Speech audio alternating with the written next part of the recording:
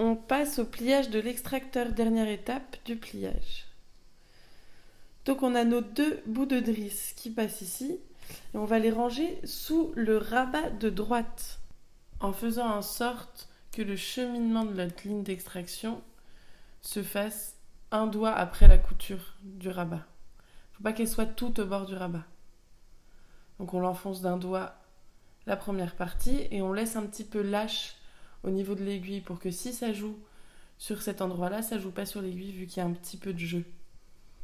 Là, on va enfoncer la deuxième partie et on va suivre la couture. Donc on enfonce d'un doigt en suivant la couture jusqu'à ce qu'on puisse plus y aller. On prend l'extracteur, on dévrille notre ligne, on arrive à l'extracteur du côté résille, on prend au niveau de la couture, on retourne pour regarder le sens de la poignée. On le place. Et alors là, il y a 1000 façons de plier un extracteur. Je vous montre la mienne.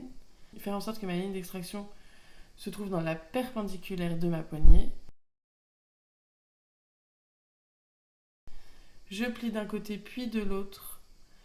Et ensuite, je rabats à la moitié pour avoir d'un côté ma ligne d'extraction et de l'autre côté ma poignée. Je replie. Là, je vais avoir ma ligne au niveau de ma poignée. Et là, je vais faire des allers-retours.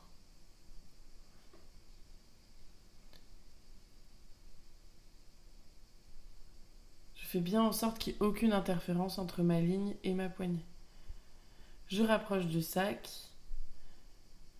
Je fais autant d'allers-retours que nécessaire. Je replie dans un sens et dans l'autre. Mon extracteur doit être à plat. Ça ne doit pas être un boudin, il doit être plat. Avec la ligne d'un côté et la poignée de l'autre.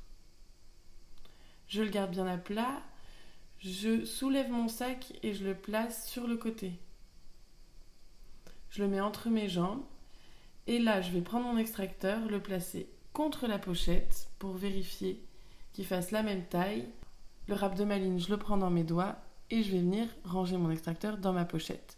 Pour faire un petit peu de place, je peux taper un peu ma pochette avant de mettre mon extracteur. Je tape dessus pour qu'il soit bien plat, pour faciliter le moment de l'ouverture. Et là, je fais en sorte que ma poignée soit bien de l'autre côté de ma drisse et qu'il n'y ait pas d'interférence. Voilà, j'ai maintenant fermé un sac.